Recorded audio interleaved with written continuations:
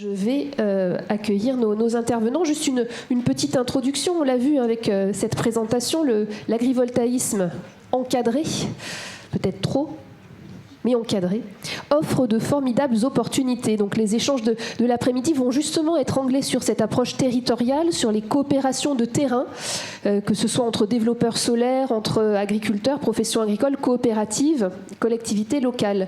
Ce sont donc des innovations qui font émerger un champ prometteur, on va le voir ensemble, dans les territoires qui sont concernés, avec le rôle des élus et des collectivités rurales pour jouer un rôle déterminant dans cette dynamique. C'est pour ça que cette table ronde, il n'y a pas encore la slide, mais cette table ronde s'appelle « Comment les territoires peuvent porter ». C'est pas rien ce mot, porter l'agrivoltaïsme. Et donc, ça y est, je vais pouvoir accueillir sur scène avec moi, dans l'ordre pas du tout alphabétique, mais comme ça, François Vanier qui parlera à la table ronde tout en dernier. Donc je l'accueille en premier, c'est très logique. François Vanier, rejoignez-nous, agriculteur et éleveur en Haute-Vienne, administrateur de la coopérative Sicarev Coop, qui a fusionné avec Limovin. Merci de nous rejoindre. Bonjour François, prenez place. Ensuite, j'appelle Hugo Battel, responsable des énergies renouvelables au sein du groupe coopératif Oxiane. Hugo, bienvenue à cette table ronde. Merci à vous. Prenez place. Camille Thomas, manager agri-énergie chez AgroSolutions, rattaché au groupe coopératif InVivo. Camille, rejoignez-nous. Placez-vous sur le siège gris. Il en reste deux. Le rouge sera pour Jean-Claude Ponce, représentant de l'Association des maires ruraux de France, maire de Lux-sur-Aude dans l'Aude. Bienvenue. Jean-Claude Ponce, prenez place. Et enfin, dernier intervenant, vous êtes bien 5, Luc Janin, éleveur, président de la Chambre d'agriculture de Saône-et-Loire. Bonjour Luc, bienvenue dans cette table ronde de l'après-midi. On va avoir un petit peu de temps, on va essayer de terminer pour 16 heures avant la clôture. C'est parfait, finalement vous êtes très bien placé. Ah ben non, je voulais commencer par vous Jean-Claude Ponce, mais c'est bien, vous êtes face à moi, c'est parfait. Jean-Claude Ponce, représentant de l'AMRF. D'ailleurs, le Salon des maires commence demain, vous me le confirmez, pendant 3 jours à Paris, porte de Versailles. Vous avez même lancé en 2023 le grand atelier de la transition écologique à l'AMRF. Quand on a préparé cette table ronde, vous m'avez soufflé que peut-être on s'était un peu éloigné de l'esprit initial de la loi APER. Est-ce que vous pouvez revenir avec nous sur ce ressenti, Jean-Claude Ponce? Mais n'hésitez pas aussi à nous recontextualiser votre action. Vous êtes un acteur clé de la filière. Merci. Oui, en fait, les maires ruraux de France, on est assez désemparés par la question de la transition écologique. Ça reste pour, vous savez, les maires ruraux, c'est pas des nids d'écologistes, quoi. Donc ça reste malgré tout un objet étrange. Donc on s'est dit, il va quand même falloir qu'on réfléchisse à cette question-là et on va essayer de voir comment on peut l'aborder, si vous voulez. Donc on s'est réunis pendant 6 mois à Paris. C'est le centre, quoi. Donc 100 maires ruraux venus d'un peu toute la France, donc des gens du sud comme moi, vous l'aurez vu à mon accent, et puis des gens du nord aussi, parce que effectivement les conditions ne sont pas partout les mêmes, quoi. Et là on s'est posé cette question, qu'est-ce que ça veut dire la transition écologique et comment nous, au niveau des territoires ruraux, on est à même de pouvoir répondre aux défis que cela pose, puisque la ruralité, vous le savez, définition de l'INSEE, c'est 88% du territoire français. On a été, je ne vous cache pas, désemparés par les premières explications qui nous ont été données par des gens très connus du grand public, Valérie Masson-Delmotte, Françoise Joussomme, des philosophes, des scientifiques qui sont venus nous expliquer les choses. Alors, vous me direz, bon, on n'a pas inventé l'eau chaude au cours de ce grand atelier, parce que finalement, ce sont des choses qui sont déjà bien diffusées dans la société et qui sont souvent dans l'actualité.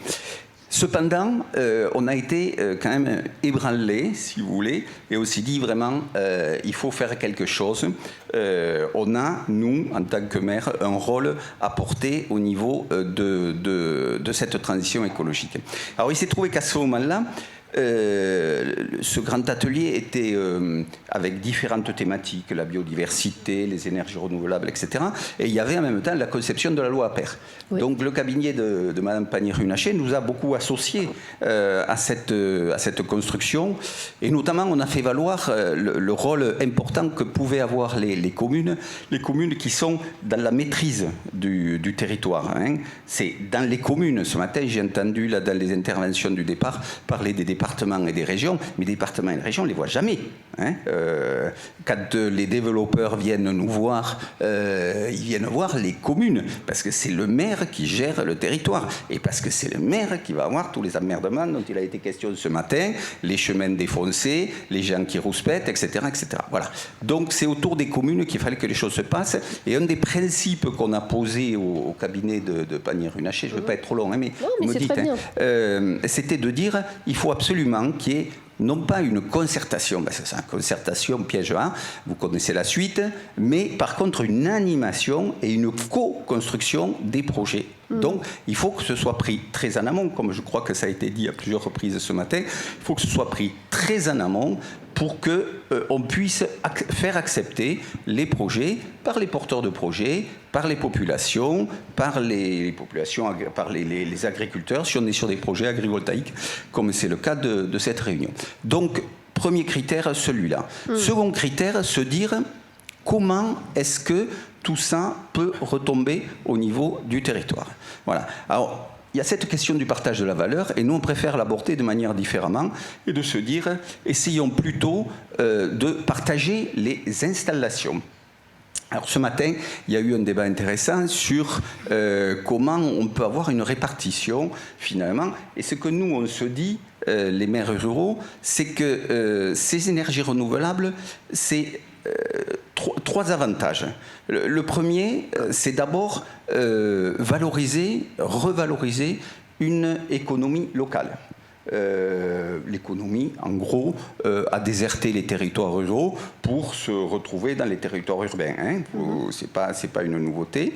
Donc aujourd'hui, on se dit, tiens, 88% du territoire, 30% de la population française, mais néanmoins la possibilité de recréer de la richesse. De rééquilibrer les choses. Et rééquilibrer les choses, voilà.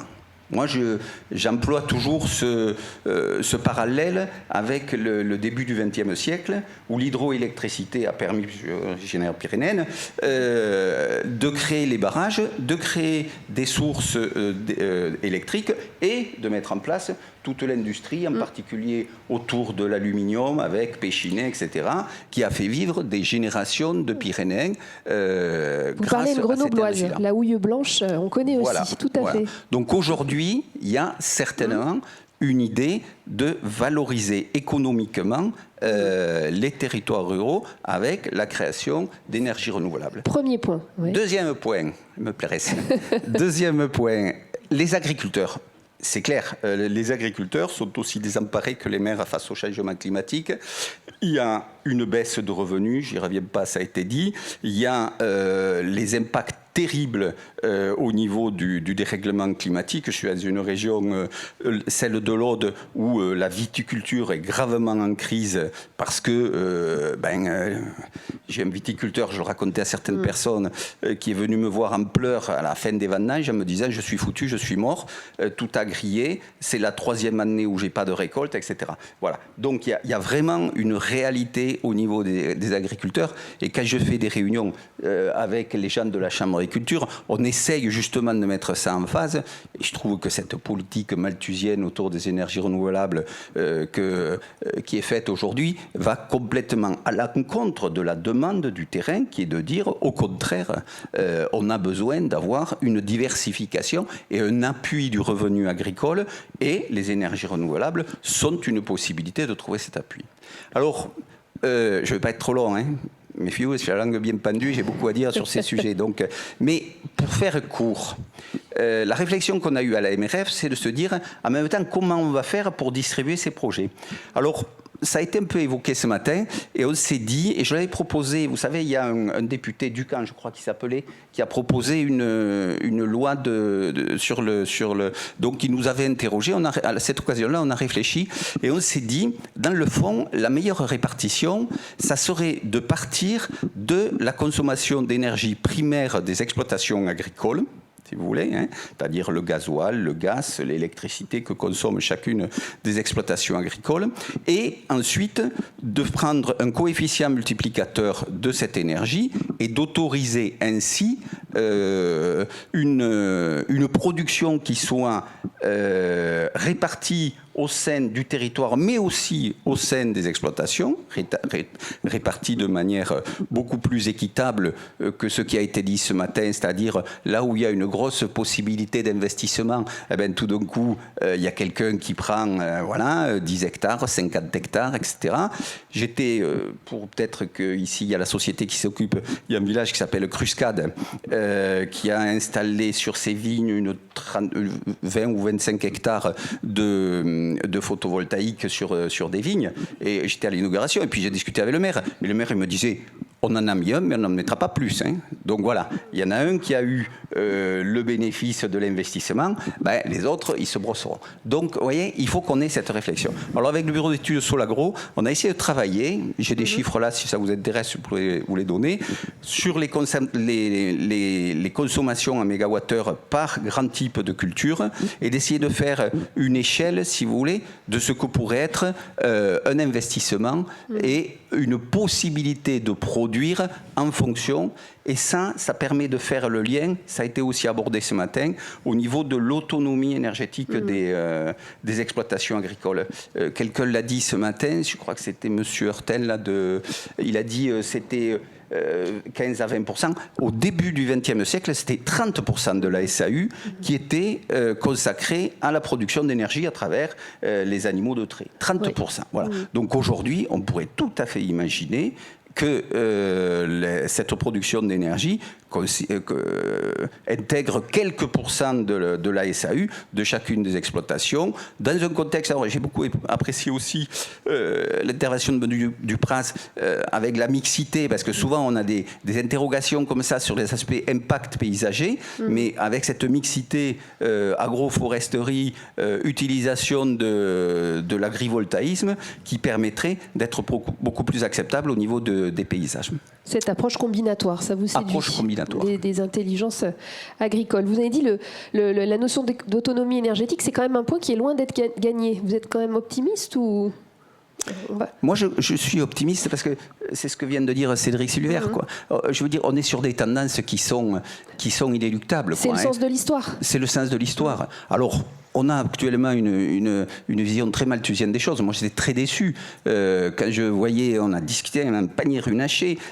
Il y a les gens de RTE qui nous ont dit il faut allez-y, les communes rurales, on a besoin de vous, etc. On s'est beaucoup dévoués. Hein. On a mis en place les AR, on a mis etc. Bon, et puis au bout du compte, on a des décrets d'application qui vont complètement et qui créent des conditions malthusiennes, quasiment extrêmement difficile pour que tous ces projets puissent émerger réellement. Vous vous sentez seul, vous les maires, parce que vous dites que l'agriculteur ne doit pas être seul, il faut qu'il y ait une co-construction dès le départ, il ne faut pas qu'il soit isolé, il faut co-construire avec les habitants, avec tout l'écosystème, et vous les maires, vous vous sentez seul aussi ou pas? Non, et moi c'est aussi la remarque que j'avais fait ce matin. Je pense que les systèmes, les boucles d'autoconsommation collective sont des outils extrêmement intéressants dont il faut s'emparer. Et là, on crée un consensus au niveau du territoire, c'est-à-dire qu'on a à la fois les utilisateurs, les producteurs, on associe la population, etc. Vous voyez, c'est des outils comme ça qu'il faut qu'on mette en place. C'est une boucle vertueuse, tout à fait, tout à fait. Et on est décentralisé, ce qui est l'essence même des énergies renouvelables. Hein ? Bien sûr, pour un rééquilibrage justement, que ce ne soit pas très bien. Vos messages sont très clairs et vous aurez le droit de reprendre la parole. Jean-Claude Ponce, vous n'avez pas du tout brûlé votre capital de parole. Merci pour ces paroles de bon sens en tout cas. Je me tourne maintenant vers Luc Janin, qui est éleveur, président de la Chambre d'agriculture de Saône-et-Loire. Est-ce que vous partagez ces constats, cette prudence pour revenir au thème de la table ronde, comment les territoires peuvent porter l'agrivoltaïsme, comment la profession agricole peut aussi aussi se positionner dans ce challenge, Luc? Alors, depuis ce matin, j'entends diverses postures, divers propos. Il y a un sujet qu'on a peu abordé, c'est le facteur humain. Un petit peu. Facteur humain, un petit peu, mais quand je vois des statistiques, des chiffres avec des courbes, avec des mathématiques, même si la solution elle est évidente au niveau mathématique, il faut prendre en compte le facteur humain. Qui est loin d'être rationnel. Qui est loin d'être rationnel, mais qui fait partie de l'échiquier. Et il faut le prendre en compte. Et je dis ça parce que on a tous conscience qu'on a une planète et qu'on n'en a qu'une, et que les ressources sont pas inépuisables, et qu'il faut apprendre à faire autrement, et qu'il faut sensibiliser l'ensemble des habitants de cette planète à peut-être faire différemment demain. Bon, et une des caractéristiques de l'être humain, c'est ce qui le rassure, c'est ce qu'il a déjà vécu. Ce qui l'inquiète, c'est ce qu'il n'est pas. Et en partant de ça, on rebat toutes les cartes avec plein de messages anxiogènes, en disant on va falloir faire autrement. Alors, au sujet de l'agrivoltaïsme, on a eu sur notre département, il y a 5-6 ans, où mon président de chambre de l'époque m'avait confié le soin de faire un groupe de travail sur l'agrivoltaïsme, en disant on a le droit d'être contre, mais ça se fera quand même. Donc autant travailler sur des solutions qui sont proches de nous pour voir qu'est-ce qu'on veut et comment on peut emmener le plus grand nombre de gens vers un état d'esprit qui serait plus collectif. Et ça, derrière, donc la première chose qu'on a fait, c'est d'essayer de trouver une phrase et de dire si notre pays a besoin de souveraineté énergétique, c'est notre devoir d'y contribuer. Mais ce ne sera pas ce serait pas en impactant la souveraineté alimentaire.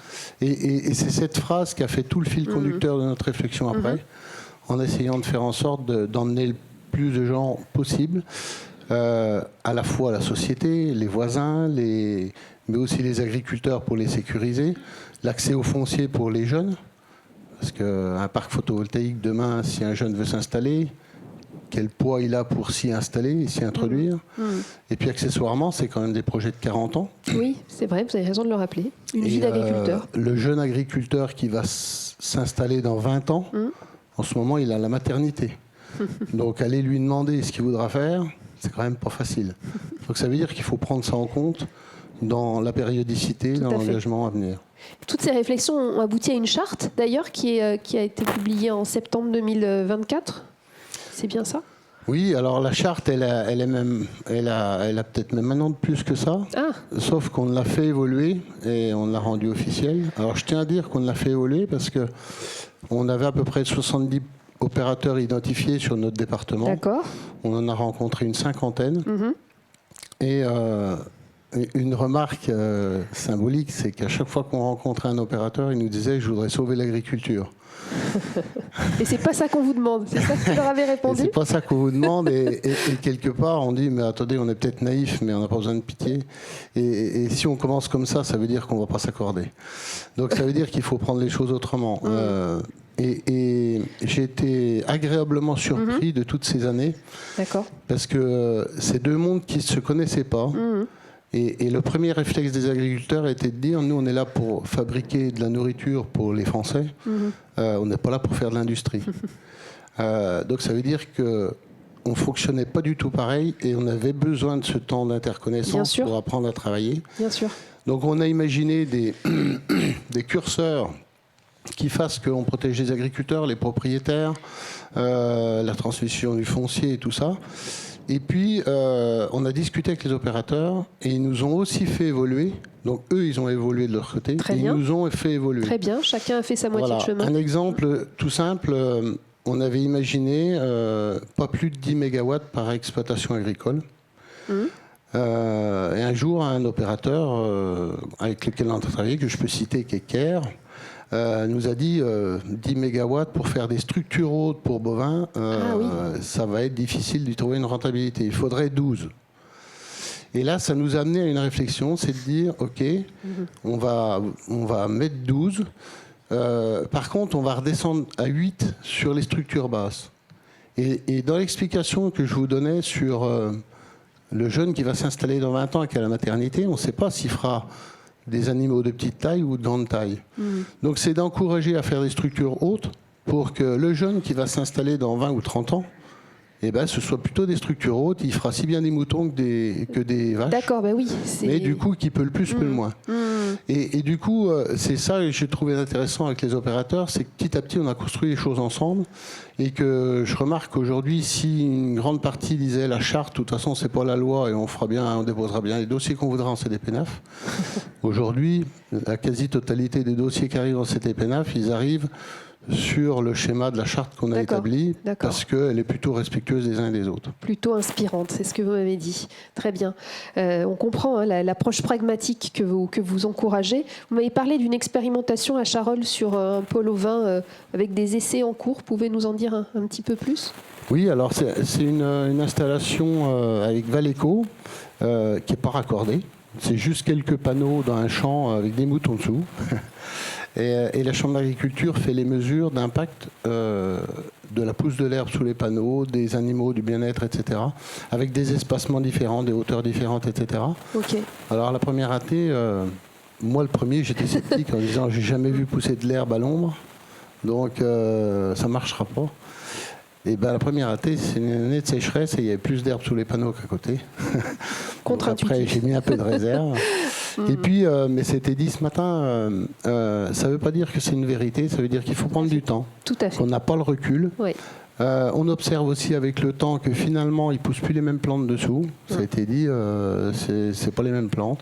Et là, on en est à voir avec eux pour peut-être mettre des variétés, de tester des variétés de plantes dessous qui produisent mieux ou s'adaptent mieux à l'ombre sous les panneaux. Donc ça veut dire que, et en plus, il y aura sans doute les technologies qui vont évoluer. Ah oui, ça c'est important, c'est vrai. Peut-être des panneaux transparents, la photosynthèse se fera. Enfin voilà, on peut tout imaginer. Enfin en tout cas, c'est pas de dire on est pour, on est contre, même si on est sceptique, c'est de tester et d'avoir des lieux tests et puis d'avoir des données qui soient fiables, y compris nous, Chambre d'agriculture, pour dire aux agriculteurs si c'est vrai. Bien sûr, bien sûr. Et appel à la science, alors en recherche scientifique, un énorme appel d'air là pour la recherche. Donc on a entendu l'INRAE ce matin et on sent qu'il y a un vrai besoin. Et les agriculteurs ont besoin d'être mis en confiance, notamment par ces résultats scientifiques. Donc, alors j'avais un petit bémol quand même à apporter à toute cette stratégie.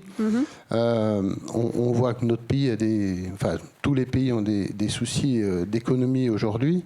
Il faut s'en préoccuper. Par contre, on nous avait fait une promesse quand on nous a parlé, souvenez-vous, d'agrivoltaïsme, il y a 5-6 ans. Le mot n'existait pas dans le dictionnaire.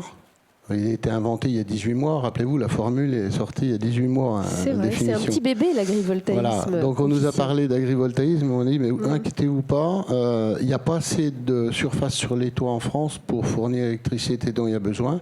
Donc il faut aller en mettre dans les champs. Par contre, rassurez-vous, priorité sur les toits. Moi, je veux bien qu'on nous en fume, mais la priorité sur les toits, je ne vois pas où elle est aujourd'hui. Je peux comprendre aujourd'hui que l'État se soit désengagé côté finance sur le soutien du prix à l'électricité sur les toits. Par contre, il y a un travail qui n'a pas été forcément fait, c'est de nous aider au partage de la valeur, au moins sur un schéma juridique sur le partage de la valeur. Nous, on a imaginé, par exemple, un fonds commun où l'agrivoltaïsme contribuerait régulièrement à ce fonds pour qu'on aide les gens à se raccorder sur les bâtiments là où ils sont un peu loin de la ligne. Et là, ça devient pertinent sur le partage de la valeur. Vous en parliez tout à l'heure. C'est qu'on ne mette pas 100 MW dans une place, il y en a un qui est sous la goulotte et les autres, ils regardent passer. Par contre, quand je prenais en compte le facteur humain, le partage de la valeur, si on permet, grâce à un parc agrivoltaïque, au raccordement d'autres toits, qui fasse que l'autre aussi puisse en faire. Et du coup, on démultiplie la souveraineté énergétique et en plus, on partage la valeur plus largement sur le territoire. L'acceptation sociétale, c'est un enjeu majeur Et le facteur humain, il ne faut pas l'oublier si on veut que ce soit accepté demain. Vous avez raison de parler de cette communication, de cet état d'esprit collaboratif, coopératif. Sur le mot agrivoltaïsme, je crois que le concept avait été déjà mis en lumière en 2010-2011, notamment par Christian Duprat qui est dans la salle avec nous. Mais c'est vrai que le mot a été défini par la loi Appert, il est tout neuf. Et d'ailleurs, il y a beaucoup de Français qui le découvrent. L'aspect communication, c'est très important. Merci beaucoup, Luc Janin. Vous pourrez revenir tout à l'heure, notamment aussi avec les questions de la salle. Merci pour votre témoignage. Je me tourne vers vous, Hugo Battel, responsable des énergies renouvelables au sein du groupe Oxiane. Vous êtes aussi secrétaire général de l'association France Agrivoltaïsme. Hugo, on a envie déjà de vous redemander de nous présenter Oxiane, et puis on a envie de connaître aussi votre cheminement dans l'agrivoltaïsme, et puis je vous demanderai aussi si vous êtes optimiste quand même tout à la fin. Bonjour à toutes et à tous, merci pour l'invitation. Alors pour présenter le groupe, donc on est une coopérative agricole présente sur la région Rhône-Alpes. On accompagne 5000 agriculteurs adhérents à la coopérative. On a un groupe polyvalent, diversifié en termes d'activité, ce qui est le reflet de notre agriculture territoriale. On a à la fois la chance et les contraintes d'avoir une agriculture diversifiée. Donc on a une collecte de céréales, on collecte à peu près 600 à 700 000 tonnes de céréales en fonction de ce que le climat veut bien nous laisser faire. Ensuite, on a des activités de valorisation de cette céréale pour en faire de l'alimentation pour le bétail, puisqu'on est une région assez diversifiée, avec nos voisins notamment de la Saône-et-Loire, avec du bovin. Donc on transforme une partie de notre céréale pour faire de l'aliment pour le bétail qui est essentiellement consommé en région. Et une partie de cet aliment est consommée dans nos ateliers poules pondeuses. Donc on est intégrateur sur l'œuf. On a une centaine d'éleveurs partenaires. On produit à peu près 800 millions d'œufs par an. Ça fait un trait d'union notamment avec l'agrivoltaïsme. On en parlera tout à l'heure. Et puis le métier classique que certaines coopératives ont, qui est le loisir vert grand public avec des enseignes gamme vert. Mais en tout cas, ce qui est certain, c'est qu'une agriculture régionale comme la nôtre, pour pouvoir se pérenniser, elle a besoin de se diversifier. C'est devenu vraiment quelque chose de fondamental et nécessaire. Et donc c'est dans cette logique-là que notre conseil d'administration en 2018 alors je rappelle, le conseil d'administration d'une coopérative est composé exclusivement d'agriculteurs. Donc ils sont élus par leur pairs. Donc on a un modèle 5000 adhérents qui élisent leur pairs, un conseil d'administration composé de 34 agriculteurs, qui à un moment donné, après le boom du développement des ENR en 2016, a commencé à se poser la question en se disant on est sursollicité sur nos exploitations, on a déjà plein de casquettes, plein de compétences à devoir assumer, et maintenant il faut qu'on devienne producteur d'énergie. Il y a pléthore d'acteurs et on ne sait pas vraiment comment s'y prendre. Et donc en 2018, le conseil d'administration a opté du coup pour le recrutement d'une personne que je représente. Et donc ça a fait suite en fait aussi à une demande de l'ADEME qui était de tester la capacité des coopératives à faire émerger des projets de méthanisation. Voilà, ça a été le déclic en 2018, donc on est rentré par la porte de la méthanisation. Et donc on a pu effectivement apporter ce service à nos adhérents. L'objectif c'était d'apporter ce point de vue. Alors moi je suis ingénieur agronome de formation, et donc c'était comment on vient insérer les énergies renouvelables dans une exploitation agricole. L'objectif c'est pas de switcher, c'est bien rester producteur avant tout. Et puis derrière on verra comment on peut tirer les bénéfices de cette transition énergétique. Donc ça s'est très bien fait sur la méthanisation. Aujourd'hui, on a des premières références qui injectent, etc. Sauf qu'on adressait avec la méthanisation assez peu d'adhérents. Je vous ai dit, on est à 5000 adhérents sur la coopérative. Sur les 5000, j'ai accompagné une trentaine. Donc moi, j'avais cette frustration en me disant... c'est un peu frustrant en tant que coop d'accompagner si peu d'agriculteurs, et donc c'est là où on a basculé après sur le photovoltaïque. Donc avec un partenaire qui est Terrelac, qui est dans la salle, avec qui du coup on a pu accompagner et faire fleurir un peu plus de 100 projets donc sur des toitures. Donc on est nous aussi très altérés par cette perte de vitesse sur la toiture, qui était réellement une vraie opportunité de création de valeur dans le monde agricole. Mais on ne baisse pas les bras, on persiste, on perdure, parce qu'on est allé nous jusqu'à internaliser cette compétence de la construction solaire. Donc on a nos propres équipes de pose en interne. D'accord. Et puis par ce partenariat avec Terrelac et ce petit monde qui est le monde du solaire, on avait été mis en relation à l'époque avec une société qui est Sonagri. Et on a pu avoir la chance de développer avec eux un démonstrateur, un dispositif expérimental sur un verger de cerisier existant. Et donc ça a été pour nous l'opportunité en fait de se faire notre propre avis dans un monde où effectivement l'agrivoltaïsme n'existait pas encore, c'était pas défini. Oui. Mais en tout cas, ce qui nous a plu dans l'approche de Sonagri, c'était de se dire nous, ce qui nous intéresse, c'est d'abord la production agricole, et voyons comment les outils qu'on vient plugger dessus peuvent être au service de la production agricole. Et donc sur ce dispositif XP, nous on est venu apporter notre compétence agricole, on a fait le suivi agronomique, donc ça fait 3 ans maintenant qu'on en fait le suivi. Et c'est comme ça que nous, on a pu se faire notre propre avis en se disant, là, il y a un truc, on tient quelque chose de super intéressant, notamment sur les cultures spé qui, ça a été évoqué tout à l'heure par le monsieur qui était arboriculteur, qui disait, ça nous permet notamment, rien que sur l'aspect palissage, d'apporter des économies hyper importantes sur l'investissement dans la plantation de nouveaux vergers. Et puis nous, les résultats sur la cerise, on a des grosses problématiques autour de la drosophile, autour de la grêle, des éclatements avec la pluie, et donc l'effet parapluie des panneaux apportait un vrai bénéfice, un vrai service à la production. Et puis après, par rapport à mes responsabilités au sein de France Agrivoltaïsme et de la coopération agricole, j'ai mis un petit peu le côté local. Ah, le micro, c'est bon? Alors, on reteste. Ça y est. Pardon. J'ai mis un petit peu de côté l'accompagnement local pour me concentrer au niveau national et essayer justement d'orienter cette loi pour mettre l'agriculture au centre et faire en sorte que la loi APER permette bien de cadrer un agrivoltaïsme au service de la production agricole et en aucun cas l'inverse. Et donc on peut, je pense, aujourd'hui être fier en France quand même d'avoir un cadre réglementaire qui existe et qui nous permet de travailler. Alors il y a plein d'autres problèmes, cette visibilité politique, on a pu l'évoquer, mais en tout cas, on a un cadre. Et une fois que ce cadre a été posé, je suis revenu en interne en me disant ça y est, c'est le moment maintenant de pour nous. En tout cas, de reposer la question à nos administrateurs, de savoir si la méthanisation, le solaire, c'était coché, mais est-ce qu'on va jusqu'au solaire sur des parcelles agricoles ?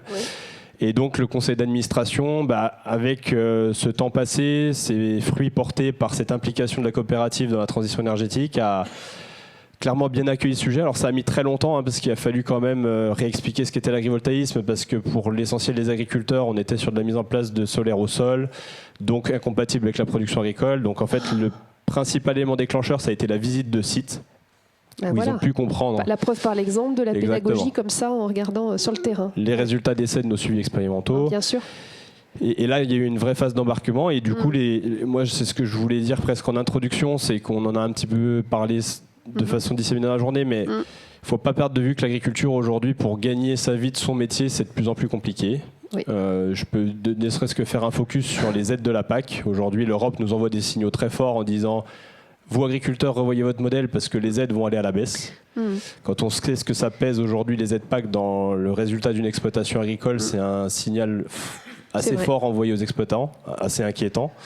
Et donc, du coup, notre prisme, c'est de dire que de toute façon, demain, un agriculteur, pour qu'il puisse vivre, au même titre qu'on l'a fait nous pour la coopérative, il va falloir se diversifier. Et il ne faut pas avoir malheureusement honte d'aller sur de nouveaux terrains pour pouvoir continuer à faire notre métier. On ne le fait pas de gaieté de cœur. J'ai un agriculteur, je me souviendrai toujours de la discussion que j'ai eue avec lui dans le train, la première fois où j'ai emmené des agriculteurs voir un méthaniseur, où il m'a dit « Tu sais Hugo, si les céréales payaient, je pense que je ne serais pas là à côté de toi ». C'est une certaine réalité, mais d'un autre côté, aujourd'hui, cet agriculteur, il est devenu agriculteur méthaniseur et c'est grâce à la méthanisation qu'il a un système agricole qui est pérenne, résilient, et ça, c'est plutôt une vraie fierté. Et donc, l'objectif, c'est pas de se dire l'agrivoltaïsme est la solution pour sauver l'agriculture, c'est faux, c'est clair, on l'a largement expliqué. Mais pour autant, ça fait partie d'une des solutions. Et en tout cas, la transition énergétique doit passer par le monde agricole pour des raisons très simples. Les agriculteurs exploitent le foncier. Les agriculteurs détiennent la biomasse. Donc partant de ce constat-là, la transition énergétique doit se faire par le monde agricole. A fortiori, quand on vient de le dire, on a des difficultés économiques. Donc il serait vraiment dommage de s'asseoir sur cette opportunité. Donc une fois qu'on a dit ça, on revient à la COP et au conseil d'administration. Oui, parce que vous avez une méthodologie un peu originale. Vous m'avez dit que vous avez pris votre temps, vous n'êtes pas allé concerter tout de suite les acteurs du territoire. C'est là-dessus aussi que j'aimerais bien vous entendre. Oui, je vais y venir, mais simplement pour dire, donc notre conseil d'administration a plutôt dit... Oui, on continue, on va jusque sur cet agrivoltaïsme, parce que de toute façon, je vais reprendre ce qui a été dit, ça se fera sans vous. Dans tous les cas, si vous décidez, vous, conseil d'administration, de ne pas y aller, alors c'est les administrateurs eux-mêmes qui l'ont dit, mais dans tous les cas, ça se fera sur le territoire, et ça se fait déjà d'ailleurs. Donc soit on est acteur et on essaie d'orienter cette filière, soit on est juste passif et on regarde le train passer et on subira ce qui se passera. Parce que par contre, l'agrivoltaïsme, tout comme la méthanisation, peuvent avoir des impacts négatifs sur la production agricole, en fonction de comment ils sont développés. Et donc là-dessus, le conseil d'administration a tout de suite dit, allons-y, structurons cette filière, et puis par contre, tirons des enseignements du passé. Nous, on souhaite pouvoir capter l'essentiel de la valeur produite par ces filières. Ne laissons pas la valeur à ceux qui l'apportent et qui la développent. Allons capter le plus possible de valeur. Et donc, nous, on a eu la préconisation de notre conseil d'administration de s'engager en tant que co-développeur et co-investisseur dans cette filière. Et donc effectivement, pour répondre aux petits points qu'on s'était évoqués lors de notre échange, la particularité, c'est que nous, avant d'aller adresser l'écosystème en local, on a parlé de concertation, de partage, de communication, qui sont bien évidemment des choses qu'on a ancrées en nous, notamment depuis qu'on a fait de la méthanisation. On sait bien évidemment que c'est fondamental et que ces projets-là ne passeront pas s'ils ne sont pas bien partagés, débattus, etc. en local. Mais notre conviction, c'était de se dire que ça ne sert à rien d'aller communiquer sur notre vision de l'agrivoltaïsme si on n'a pas la solution sur étagère. Donc nous, on a pris le prisme à l'envers, c'est-à-dire que on a eu un petit temps d'avance grâce aux responsabilités que j'ai. On avait déjà un bon dessin de l'écosystème au niveau de l'agrivoltaïsme. On a ressollicité des développeurs en disant voilà, nous aujourd'hui on a telle ambition, est-ce qu'on peut travailler ensemble dans ce cadre-là? Donc on a auditionné une dizaine, quinzaine de développeurs et on a fini du coup par choisir un acteur, mais avec du coup cette vraiment cible de complémentarité en se disant chacun apporte ses compétences, on ne marche pas les uns sur les autres et c'est bien ensemble qu'on sera plus fort et qu'on arrivera à adresser notre offre. Donc c'est tout frais, nous on a validé ça en juillet, donc on a acté un partenariat avec une foncière immobilière qui est Altarea. Et notre partenariat se concrétise du coup par une offre agrivoltaïque sur laquelle on va essayer d'adresser l'ensemble des filières que l'on accompagne au niveau de notre COP. D'accord, donc les poulets par exemple. Donc le Quick Win, c'est effectivement la filière pondeuse, parce que du coup sur les pondeuses on est sur des bien-être, le bien-être animal qui s'applique d'ores et déjà de suite par l'ombrage. Nous, on est sur des parcours qui sont sous-exploités aujourd'hui par les poules parce qu'il y a la prédation, parce qu'il y a les problématiques de chaleur. Donc oui, on a fait un peu d'agroforesterie, mais on voit bien que ça apporte d'autres problématiques. Et là, le fait de partir sur des systèmes d'ombrières avec des filets, ça va nous permettre vraiment d'avoir quelque chose d'intéressant d'un point de vue élevage et d'un point de vue énergétique, parce qu'on est sur des choses avec des densités assez intéressantes. D'accord.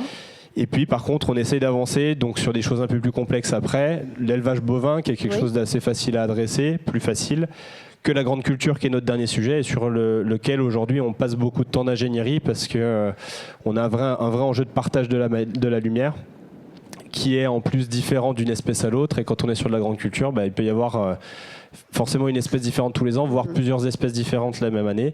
Et donc ce pilotage fin de la structure va être décisif pour pouvoir maintenir l'encadrement de la loi aujourd'hui. Et je le redis, qui mieux qu'une coopérative agricole aujourd'hui pour s'assurer du respect du maintien de la production agricole. Nous sommes des acteurs économiques de territoire. On a des outils industriels sur nos territoires qui ont été investis par les générations passées, qu'on doit transmettre aux générations futures. Et notre souci, c'est comment notre modèle agricole persiste et perdure sur nos territoires. Et donc c'est en ça aujourd'hui où nous, on prend toujours le prisme de la transition énergétique, mais au service de notre production agricole et pas l'inverse. Bien sûr, vous n'allez pas scier la branche de l'arbre sur laquelle vous êtes assis. Vous avez des objectifs, par exemple, sur ces projets ? Quelques chiffres, allez. Oui, après moi je les relativise toujours, c'est-à-dire que ça fait toujours plaisir, ça se donne toujours un peu d'élan de donner des chiffres. Faut être pragmatique et factuel. Nous on couvre 12 départements, 12 doctrines départementales, enfin je dis ça parce qu'il n'y a pas forcément de doctrine d'ailleurs, mais en tout cas 12 territoires qui vont lire les choses de façon différente. Après on a parlé de l'écosystème encore plus local qu'est le maire, c'est riverains. Autant de configurations possibles et imaginables qui font que c'est impossible de prédire ce qu'on arrivera à faire, mais en tout cas on s'est donné un objectif ambitieux mais raisonnable de développer à peu près 50 mégas par an sur notre territoire, sur une trajectoire à 5 ans, ce qui fait 250 mégas. Voilà. Avec volonté de... Mais je tiens juste à préciser une chose, on a parlé de partage de la valeur. C'est un sujet qui est hyper compliqué. Nous, on essaie de bien expliquer à nos agriculteurs que être développeur, c'est un métier spécifique, que oui, ça peut être rentable sur le projet qu'on arrive à sortir, mais il y en a peut-être 4 qu'on a dû laisser sur le côté avant de pouvoir réussir à faire celui-là, et que l'économie et la rentabilité réelle se calculent justement sur le global. Et donc du coup déjà moi ce que j'aime bien savoir c'est quoi réellement la valeur qu'on dégage quand on parle d'un projet agrivoltaïque, parce que là-dessus tout le monde pense que c'est la poule aux œufs d'or, mais quand on met les mains dans le cambouis et dans le moteur du BP on se rend compte que c'est pas si évident. Et nous par contre on est convaincus d'une chose, c'est que les énergies renouvelables et à fortiori l'agrivoltaïsme vont faire des frustrés, c'est-à-dire que tout le monde n'y aura pas accès, soit par rapport à la PPE, soit par rapport à la distance au réseau, soit par rapport aux contraintes topographiques, filières, peu importe. Et donc nous, notre mécanisme et notre plus-value en tant que coopérative, c'est de se dire comment on peut avoir des outils mutualisés qui permettent d'accéder à cette valeur. Et donc on réfléchit nous à la mise en place d'un fonds en fait, dans lequel l'ensemble de nos adhérents pourraient prendre des participations et que ce fonds vienne prendre des participations dans les différentes SPV qu'on va développer pour ces projets agrivoltaïques. ouverture du capital social, c'est ça ? Oui, tout à fait. Concrètement, que vous allez proposer, c'est un projet. Oui, exactement. D'accord. Et je sais que vous avez fait un gros benchmark aussi entre coopératives. Hein. Vous n'avez pas avancé seul. Vous m'avez souligné. Oui, tout à fait. Puis Camille, je pense que tu y reviendras tout à l'heure largement, mais une des forces du réseau coopératif, c'est que on a des expériences diverses et variées à l'ensemble de notre territoire. On a la chance d'avoir une fédération qui est la coopération agricole qui nous permet de venir partager nos retours d'expérience. Alors effectivement, on essaie d'éviter d'être les COP voisines dans les mêmes instances parce qu'on a des sujets stratégiques qui ne nous permettent pas forcément de toujours tout partager. Mais autant vous dire que moi, en tant qu'en tout cas représentant de la filière photovoltaïque et agrivoltaïsme au niveau national, je milite pour qu'on puisse partager nos retours d'expérience parce qu'ensemble, on va plus vite. Ça nous permet d'éviter de réitérer des bêtises qui ont déjà été faites par les collègues. Ça nous permet de capitaliser sur ce qui s'est fait de bien. Et effectivement, donc au niveau national, on a un retour d'expérience aujourd'hui assez intéressant parce que chacune de nos coopératives ont soit été démarchées par des développeurs, soit ont structuré des partenariats avec les développeurs. Et tout ça, c'est hyper riche dans un contexte où aujourd'hui, on le voit, c'est difficile d'avancer. Merci beaucoup pour ce précieux témoignage. Donc, l'objectif de 250 agriculteurs embarqués d'ici 5 ans, nous c'est trop 250 mégas. Pardon, pourquoi j'avais noté 250 agriculteurs Parce qu'on peut se dire peut-être un agriculteur, un méga. Non, je ne sais pas. En nombre d'agriculteurs, on a entendu des chiffres qui ont été partagés. Il y a une certaine réalité, c'est qu'on doit développer des projets avec un prix de l'énergie compétitif. Il ne faut pas mettre ce prisme de côté, sinon on passe à côté de la réalité. Tout à fait. Donc partant de ce principe-là, il n'y a pas de règle dogmatique. Nous, c'est ce qu'on porte comme message au Centre France Agrivoltaïsme. Il n'y a pas de taille type de projet, mais il y a une réalité quand même. C'est ce prix final de l'énergie. Et après, il y a un deuxième enjeu qui est réel. On l'a dit, c'est l'humain, c'est l'acceptabilité. À un moment donné, on ne pourra pas faire des giga-projets partout. Moi, dans ma région, on a des trottoirs ou des parcelles. Donc, si on fait les choses trop grandes, ça sera clinquant, ça ne passera pas. Bien sûr. Donc, la réalité pour moi, c'est de se dire que nous on a pas mal d'électrification parce qu'il y a de l'industrie, donc à mon avis il y a un peu de place sur des lignes HTA, donc pour faire des raccordements un peu plus juste autour des postes sources. Mais on imagine des modèles entre 5 et 12 mégas. Il y a un 12 mégas qui a été évoqué. On tombe là-dedans. En tout cas, des projets à 8-12 mégas, on pense qu'il y a de la rentabilité parce qu'on a des ensoleillements qui sont aussi assez corrects sur nos régions. Et donc, si on fait la division, on voit bien qu'on ne va pas embarquer un grand nombre d'agriculteurs. Par contre, c'est par ces modèles de mutualisation, de participation qu'on pense contrecarrer, entre guillemets, cette problématique de l'exclusivité. Très très bien. Merci beaucoup Hugo. Hugo Battel, groupe Oxiane. Je me tourne maintenant vers vous, Camille Thomas, manager agri-énergie chez Agro Solutions depuis 2018, la filiale donc, du groupe InVivo, spécialisée en conseil agro-environnemental. Camille Thomas, est-ce que vous pouvez nous raconter un petit peu les projets que vous avez accompagnés? Donc je disais depuis 2018, j'espère que la date est bonne. Et puis peut-être aussi nous représenter votre rôle, votre implication dans cet accompagnement. Très bien, ça marche. Bonjour à tous, merci pour l'invitation. Donc en effet, nous, Agro Solutions, on est un cabinet de conseil en agriculture et en environnement. On travaille sur l'agrivoltaïsme depuis 2018, ce qui fait de nous, je pense, un des premiers BE au cabinet de conseil qui a travaillé sur le sujet. Donc en 2018, en effet, c'était pas des projets agrivoltaïques au sens de la loi APER, bien évidemment. Et donc, ce qui est intéressant, c'est qu'on a aussi suivi l'évolution, je dirais, des projets, de la nature des projets. Nous, notre rôle chez Agro Solutions, donc on est une cinquantaine d'ingénieurs agronomes, dont une vingtaine maintenant qui travaillent sur les sujets agri-énergie, donc agrivoltaïsme et méthanisation. Notre rôle, c'est vraiment d'accompagner la conception agricole, je dirais, des projets agrivoltaïques, puisque rapidement, déjà, on est venu nous chercher pour notre expertise agricole. Peut-être rappeler qu'Agro Solutions, en fait, appartient au groupe coopératif InVivo, qui est une union de plus de 150 coopératives françaises.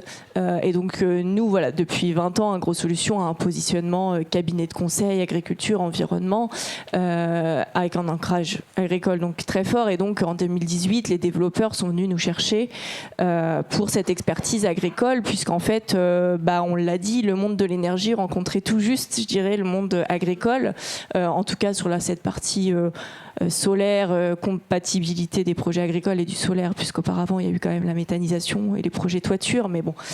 Et avec le souci quand même de bien faire, je dirais, sur le papier en tout cas. Et donc voilà, on a accompagné, aujourd'hui je crois qu'on a plus de 300 projets accompagnés auprès d'une cinquantaine de développeurs, soixantaine. Ce qu'il faut rappeler, et je ne sais même pas si ça a été dit aujourd'hui, c'est que l'agrivoltaïsme doit rendre un service à la production agricole. Et c'est vrai qu'en 2018, on n'avait pas cette notion. Évidemment, la loi n'existait pas, les développeurs non plus n'avaient pas cette notion, mais nous on a toujours mis le projet agricole au cœur du projet, et même jusqu'à essayer de convaincre nos clients que sont les développeurs, de revoir parfois les projets, les surfaces, le nombre d'exploitants. Nous, notre ligne directrice chez AgroSolutions sur ces sujets-là, c'est vraiment que les projets soient cohérents, durables, ancrés sur leur territoire en fait, et correspondent à des vraies problématiques agronomique. Et aujourd'hui, ça transparaît évidemment dans la loi. Et donc, je dirais qu'on est collectivement beaucoup plus carré ou rigoureux, puisque, vous le savez, vous êtes majorité ici du monde de l'énergie, mais il faut démontrer vraiment quel service est rendu par l'installation dans les dossiers de PC. Donc, on se professionnalise tous là-dessus pour essayer de démontrer le service rendu. Et c'est très bien, et ça protège du coup en partie l'agriculture. Mais voilà, donc dès 2018, on avait vraiment cet objectif de proposer des projets agricoles qui étaient vraiment vertueux, et aussi dans l'intérêt de se dire on fait les choses bien, parce que finalement ces projets-là ils vont durer 40 ans. Ils n'ont pas tous vu le jour, par contre. Non. Alors, on a du mal à suivre. Et je pense que, même chez les développeurs, d'ailleurs, ce serait intéressant de savoir. Mais nous, on n'a pas le compte exact, puisqu'en fait, entre les projets qui ont été abandonnés, parce que finalement, nos clients ont bien vu que ça allait coincer à un moment donné dans l'instruction, donc volontairement, les ont retirés par rapport à une nouvelle réglementation, etc. Des projets qui ont été retransformés. On n'a jamais réussi à suivre le compte. Et surtout, des projets qui sont restés dans ce goulot d'étranglement qui était le pôle ENR, la CDPNAF, puis l'instruction in fine. Donc j'espère qu'à un moment donné ça va se décompter, on va retrouver un peu nos petits et qu'on pourra faire des statistiques intéressantes. Mais aujourd'hui j'ai pas de retour là-dessus. Mais c'est bien, parce que là justement on va repartir sur des bases nouvelles. Qu'est-ce que vous préconisez justement pour rester dans la thématique de cette table ronde, les territoires qui portent l'agrivoltaïsme, comment on se comporte avec les acteurs de terrain? Oui, tout d'abord les acteurs de terrain, je dirais, avec les agriculteurs. Ça rejoint ce que je dis, mais vraiment que le projet en fait corresponde à une problématique agricole. Et ça, je trouve que ça transparaît pas tout le temps. De plus en plus dans les projets qu'on nous amène, mais des journées comme ça, il faut vraiment se dire que il faut aller là où il y a des problématiques en fait. Et je donnerai peut-être l'exemple de la région Bourgogne-Franche-Comté. C'est une des régions que je connais bien, je sais pas, mais en tout cas chez AgroSolutions, on a animé. Il y a une étude en fait qui a été menée par l'ADEME qui visait à recenser les projets agricompatibles, agrivoltaïques dans 5 grosses régions. Et donc AgroSolutions avait été mandaté pour le lot Bourgogne-Franche-Comté. Donc on a étudié dans le détail tous les projets sur ce territoire, qui étaient surtout des projets de compatibilité. C'est des projets où en fait rapidement, si je prends l'exemple du plateau du Châtillonnais, où en fait, la profession agricole s'est rendue compte que c'était très compliqué de maintenir le modèle agricole existant, une rotation blé-orge-colza. Quand on ne peut plus faire de colza, déjà, ça limite sur des terres très superficielles. Et donc là, rapidement, la région, et plutôt à travers les départements, Lyon, par exemple, la Côte d'Or, s'est un peu emparée du sujet en pensant l'énergie comme un levier de croissance pour ces exploitations agricoles. Et je pense qu'il n'y a pas de gros mots ici. Et les coopératives, donc les acteurs du terrain autour, notamment Dijon Céréales à travers l'alliance BFC, donc c'est une alliance avec d'autres plus petites COP sur le territoire, c'est aussi emparé du sujet, et on a fait au même titre qu'Oxiane un des piliers de la stratégie de l'exploitation agricole. Donc pour revenir à votre question, pardon, c'est un peu ça, c'est de se dire comment impliquer les acteurs du territoire. C'est déjà être sûr de proposer des projets cohérent. Je pense qu'au moins comme ça, on est sûr que le territoire sera quand même plus ou moins aligné avec le projet. Intégrer des acteurs type coopératif. Alors moi, je viens du monde de la coopérative, donc évidemment, je parle beaucoup de la coopérative, mais la coopérative, en fait, elle a tout intérêt à ce que le projet se fasse et soit réaliste, là encore, et cohérent. Parce qu'en fait, la coopérative, elle vit de la collecte de ses agriculteurs, de ses adhérents. Donc demain, si le projet agrivoltaïque, il est alibi, si je reprends le terme qu'on a eu des années auparavant, bah, c'est la coopérative derrière qui peut en pâtir. Donc c'est pas dans son intérêt. Et pour finir sur le rôle de la coopérative, elle a quand même, depuis toujours, c'est un tiers de confiance. Il y a 2 tiers des agriculteurs qui sont adhérents à des coopératives. Et donc, c'est un tiers de confiance à la fois pour l'agriculteur ou pour le collectif d'agriculteurs, parce qu'ils savent que pendant la phase d'exploitation de la centrale, ils auront un relais technique sur le terrain à qui poser les questions. Un peu comme le maire est aussi l'acteur de terrain à un autre niveau. C'est un acteur de confiance donc pour les agriculteurs, c'est aussi un acteur de confiance pour les acteurs du financement. Et pour les développeurs, parce qu'en fait, ça permet d'accélérer aussi les projets, la conception des projets, la réalisation, peut-être avoir moins de projets déchets, si je peux me permettre l'expression, en se disant bah, peut-être qu'on en porte 4 et il n'y en a qu'un qui se réalise. Si on se fait accompagner dès le début par des acteurs agricoles qui connaissent parfaitement le territoire et les problématiques agronomiques du territoire, il y a peut-être plus de chances que ça aboutisse. Voilà. Ouais, très bien. Merci pour ces conseils. Donc, j'ai compris que ça fonctionnait bien quand on implique tous les acteurs et qu'il y a des vrais besoins agricoles. Et l'exemple de la Bourgogne-Franche-Comté était très pertinent. Merci beaucoup, Camille Thomas. Et maintenant, dernière intervenante du premier tour de table. François Vanier, vous avez écouté attentivement ce qui s'est dit. Vous êtes administrateur de la coopérative, donc SICAREF Coop. Vous êtes au bureau de la Fédération régionale des coopératives de Nouvelle-Aquitaine, président et fondateur du CIRPO aussi, Centre interrégional d'information et de recherche en production ovine. Vous avez votre expérience personnelle aussi qui va être très intéressante à écouter. D'abord, pouvez-vous vous représenter et puis témoigner sur votre projet. Je pense que vous m'avez suffisamment présenté. Bon, bah alors, allons sur votre projet. J'ai aussi 62 ans et je parlerai dans mon intervention de la partie transmission. Sur l'installation, tout à fait. Et puis je suis un éleveur ovin très engagé dans mon élevage et dans l'élevage ovin. Viande en général. Alors je vais essayer effectivement de ne pas reprendre ce qui a été très, très bien dit par Hugo, notamment sur le rôle des coopératives.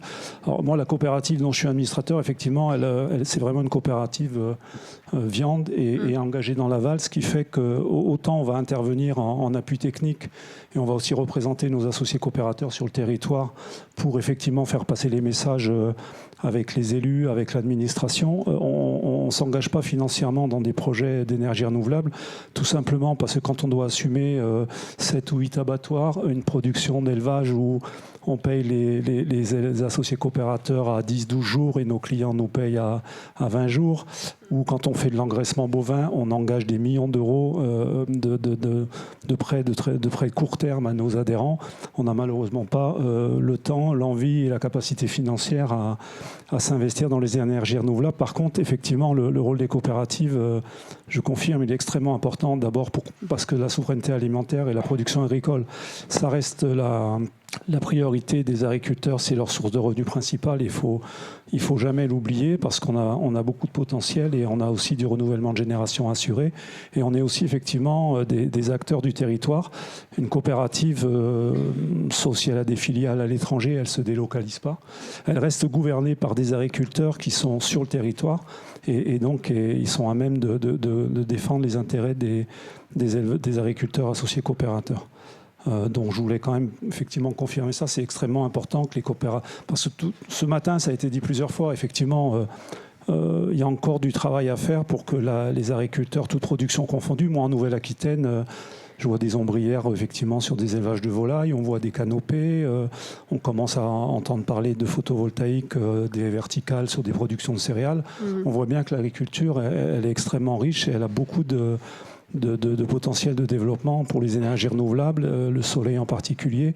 Et si on y rajoute les biocarburants, c'est quand même quelque chose d'énorme. Il faut vraiment que je sais qu'il y a des agriculteurs dans la salle et on doit le répéter, il faut vraiment qu'on s'empare du sujet, qu'on monte en compétence sur le sujet pour être capable effectivement de le porter, alors y compris sur les territoires. Pour contribuer au débat, M. Ponce et les maires ruraux, là je vais reprendre mon côté éleveur ovin. Notre préoccupation en élevage ovin, ce n'est pas l'autonomie énergétique de nos exploitations. Moi, j'ai 500 brebis, je pâture à 100%, je consomme 2000 litres de GNR. Donc, l'autonomie de mon exploitation en termes d'énergie, je peux faire mieux, mais... C'est pas une priorité. C'est pas une priorité. Le projet qui est porté par notre exploitation, il fait 40 mégawatts sur une cinquantaine d'hectares. Nous sommes 2 exploitants, dont un jeune qui s'est installé grâce à ça. Donc effectivement, c'est même à l'échelle de ma communauté de communes un projet qui alimente largement en énergie toute la communauté de communes.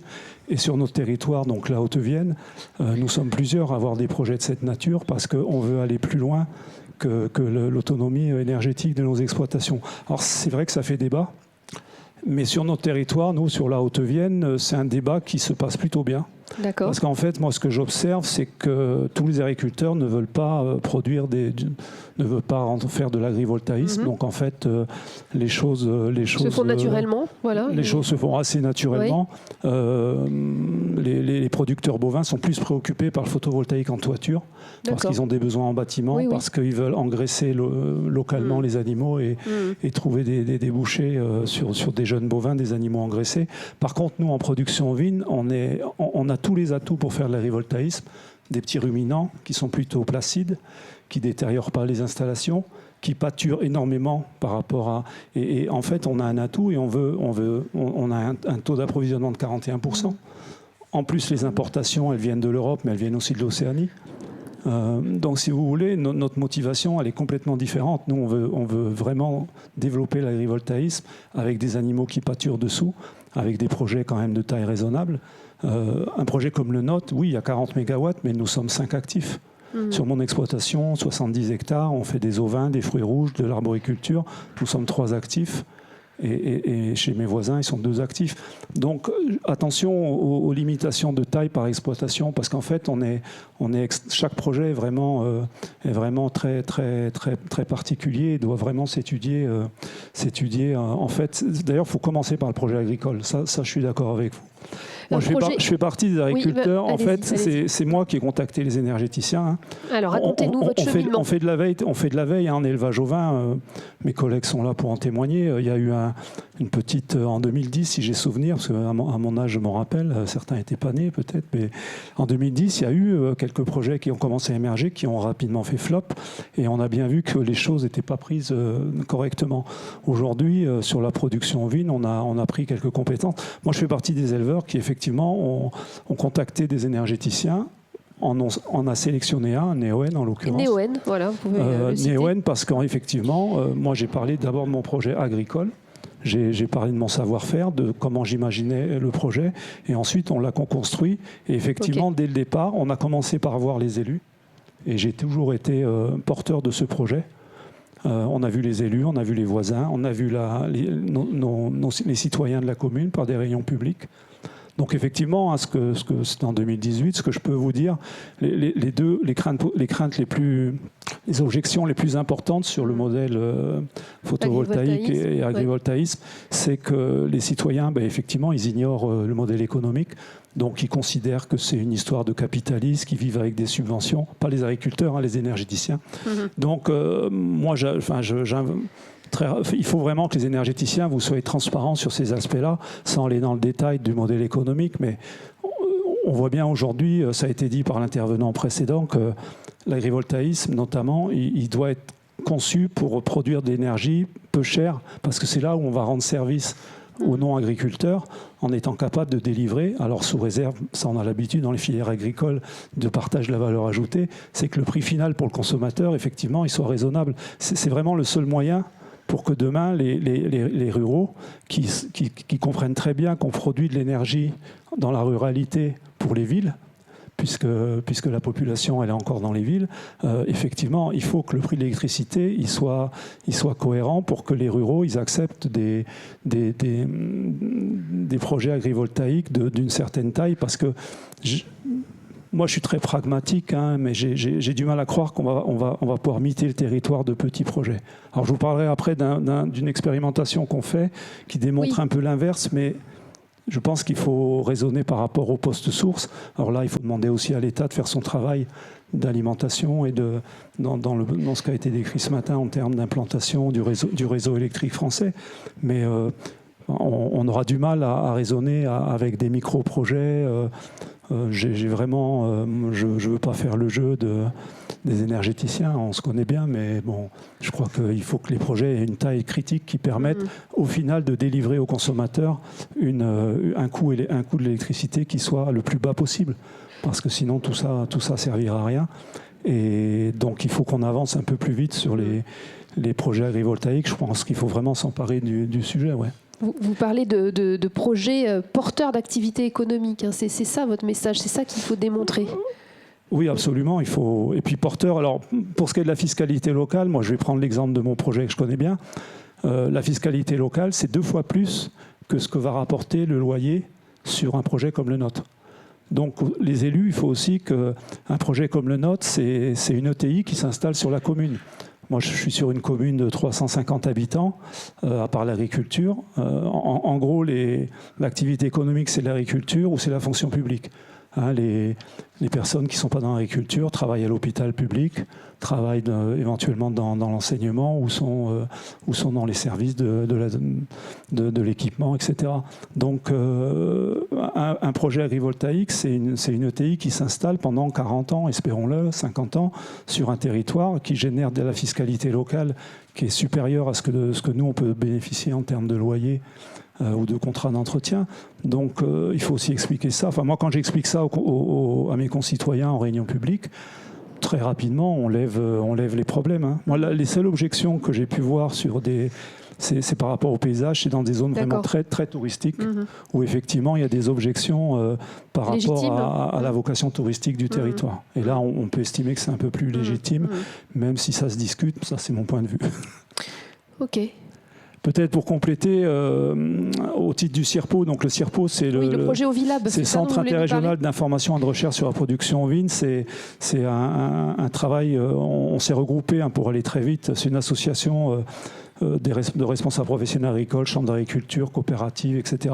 On a un réseau sur Nouvelle-Aquitaine et Centre-Val de Loire, et on fait de la recherche en production ovin-viande.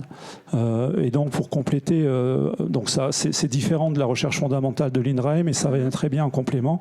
Donc, on a décidé de monter un projet à taille réelle, dans le sens où, en fait, on s'investit dans le projet, effectivement, pour ensuite diffuser auprès des agriculteurs, éleveurs ovins en particulier, dès la conception, puisque on a démarré ce projet en faisant la même démarche, c'est-à-dire en sollicitant des énergéticiens.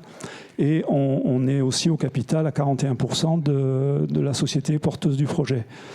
C'est Care Énergie C'est Care Énergie, notre partenaire énergéticien, qui a fait l'effort de nous intégrer au projet et de respecter aussi tout le protocole expérimental particulièrement compliqué pour un énergéticien et donc ce qui nous permet d'avoir un dispositif expérimental.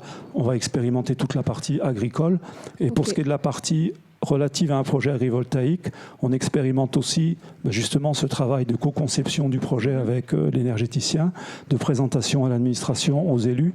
On est investi au capital, donc on a une certaine prise de risque. C'est aussi un projet d'une taille assez petite, environ 8 MW, qui sera raccordé, je crois que ça a été dit par Hugo, ça fait partie de ces projets qu'on va raccorder, non pas à un poste source, mais à une ligne très haute tension qui traverse l'exploitation agricole concernée. Et on teste aussi de l'autoconsommation collective avec, je voudrais le signaler quand même, toutes les difficultés que ça représente. On s'aperçoit que, oui, on souhaiterait que l'électricité qu'on va produire soit consommée localement, mais entre les contraintes des 20 km en territoire ruraux pour trouver une entreprise dans les 20 km, je vous souhaite...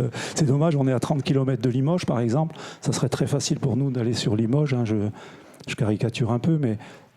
Il serait bien qu'on arrive à trouver des solutions un peu plus intelligentes pour l'autoconsommation collective, ou aussi qu'on apporte des solutions sur des projets de cette nature à proposer de l'autoconsommation ou un contrat d'énergie pour les habitants des communes environnantes. Pour moi, c'est vraiment c'est vraiment une chose sur laquelle il faudrait qu'on trouve des solutions. Là, je parle plus aux énergéticiens et de trouver une solution pour qu'on arrive, avec cette production d'énergie renouvelable bon marché, à proposer des tarifs d'électricité au moins localement autour des projets, quoi. Alors, François Vanier, je vous interromps parce que je vois que l'heure tourne. Vous êtes très bavard, vous êtes aussi bavard que Jean-Claude Ponce. Mais vous pourrez redévelopper tout ça. Je suis sûre qu'il y aura peut-être des questions, parce qu'on pourra aller jusqu'à 16h, 16h30 ensemble. Merci en tout cas pour ce témoignage personnel. J'ai bien compris qu'il y avait une installation en jeu aussi et que ce projet l'agrivoltaïsme y participait. C'est très important de le souligner. C'est même un soulagement pour vous aussi. Jean-Claude Ponce, vous qui avez parlé en premier, peut-être vous avez envie de réagir à ce qu'ont dit les 4 autres intervenants sur... Oui, je voudrais reprendre ce qu'a dit Hugo et que j'ai entendu à plusieurs reprises ce matin. On est bien content d'avoir un cadre, néanmoins, alors qu'avant, il n'y en avait pas. Et je ne sais pas s'il faut qu'on se satisfasse réellement de ça, compte tenu de l'ampleur des problèmes auxquels nous avons à faire face. Je vous invite, si vous n'y avez pas été, à aller voir, puisque moi je suis de l'Aude, donc des Corbières, ce qui reste du paysage après l'incendie des 17 000 hectares, la façon dont les populations, mes collègues maires, ont été impactées psychologiquement. Et je me dis... Aujourd'hui, le changement climatique, quand on voit le dérèglement climatique, quand on voit la violence de ces manifestations sur nos territoires, est-ce qu'il faut ergoter pour savoir s'il y a 90% ou 95% ou 85%? Est-ce qu'il faut ergoter pour savoir si on est à 20 km ou si on est... vous voyez, je trouve que non, le cadre ne va pas, quoi, hein. Je trouve que... France, on a perdu un peu l'esprit révolutionnaire quand même. Hein. C'est trop long. C'est trop long. C'est trop long, c'est trop compliqué. Trop long et trop lent. C'est pas à la hauteur de l'enjeu de ce qui menace nos sociétés. Quelqu'un applaudit. C'est pas possible de rester dans des situations qui soient aussi malthusiennes, alors qu'en face de ça, on a vraiment des dangers sur la pérennité de nos sociétés en termes de production, en termes... Moi, je suis agriculteur, je vois, ça fait 45 ans que je suis là, mon fils s'installe derrière moi, il va avoir des difficultés auxquelles il va devoir faire face, c'est pas du tout celle que j'ai connue. Alors ce que je pense, c'est qu'aujourd'hui, nous n'avons pas les outils conceptuels pour faire face à ces nouvelles situations. Dans l'Aude, on a monté ce qu'on appelle le laboratoire de la ruralité, et on essaye de réfléchir à des questions de gouvernance locale, parce que effectivement, cet esprit jacobin où tout d'un coup, dans les soupentes de quelques ministères, on nous pond des règles qui après ne sont plus du tout adaptées aux conditions locales, ça ne va pas. Ça ne répond pas aux enjeux qui sont les enjeux du changement climatique et de l'apocalypse qui menace nos sociétés. Qu'on partage tous les êtres humains sur cette terre. Justement, est-ce qu'on a en Europe, c'est une question aussi qui me vient, en Europe, dans d'autres pays, ils ont pris de l'avance. Est-ce qu'en Italie, ils sont meilleurs sur l'agrivoltaïsme? Une question tout à fait naïve. Est-ce que vous avez étudié un peu ces territoires? Est-ce qu'il y a des maires aussi? Moi, je connais pas suffisamment, mais ce que je pense, c'est que j'ai entendu ce matin avec quelques discussions, c'est que le contexte européen est quand même beaucoup moins normatif et beaucoup plus intéressant, beaucoup plus ouvert, plus souple que ce qu'il est dans le contexte français. Oui. D'accord. Peut-être juste pour compléter, dans l'association, on a la chance d'avoir du coup un groupe de travail qui travaille sur la partie justement internationale. Alors je suis pas l'expert, c'est pas moi qui baigne dans le sujet, mais je pense pouvoir m'aventurer sans trop dire de bêtises. Et puis Roxane, je sais que notamment tu feras des signaux au cas où. Mais grosso modo, ce qui est certain, en tout cas moi je peux parler, en tout cas de la méta, je sais que je dirai pas de bêtises et on sait qu'on peut transposer aux ENR. C'est sûr qu'il ne faut pas que mon message soit interprété en disant on a la chance d'avoir un cadre. On a la chance d'avoir un cadre qui est ce qu'il est aujourd'hui et qui nous permet de nous projeter. Par contre, je rejoins et je m'inscris pleinement dans le discours en disant ne complexions pas plus, par contre pas davantage. Et effectivement, on est trop lourd, trop administré, enfin tout ce qu'on veut. Et aujourd'hui, on est complètement à l'envers de l'urgence qui nous touche. Je partage à 200%. Juste pour dire, effectivement, si on regarde par rapport à l'Italie, à l'Allemagne. Je pense qu'on a des pays européens qui vont plus vite, en tout cas qui ne se posent pas les questions de la même façon. Là, on voit l'Italie a validé du coup des puissances, et inscrit cette fois-ci sur les objectifs. En Allemagne, ils ont carrément donné la main au monde agricole en disant vous faites confiance, c'est vous les sachants, organisez-vous par land et c'est vous qui aurez bien la bonne réponse à comment il faut adresser les choses. Donc on voit qu'il y a des choses pragmatiques, factuelles qui permettent d'aller plus vite. Bon, je viens pas mettre là au milieu les enjeux de réseau, etc. parce que là aussi on vient mettre des complications. Mais en tout cas, oui, il y a des pays européens pas très loin de chez nous qui prennent des engagements et qui vont plus vite, ça c'est sûr. Merci pour ces éclairages, Hugo. On va bientôt passer aux questions, mais peut-être revenir avec chacun d'entre vous. Luc Janin, une envie de commenter ce que vous avez entendu ? Attention à vos lunettes, Monsieur Ponce. Oui, non, c'est très intéressant parce que ça montre qu'il y a des points de vue différents, parce qu'on a des territoires différents, parce qu'on a des productions différentes, et qu'on ne peut pas régir depuis Bruxelles, Paris, comment ça doit se passer partout.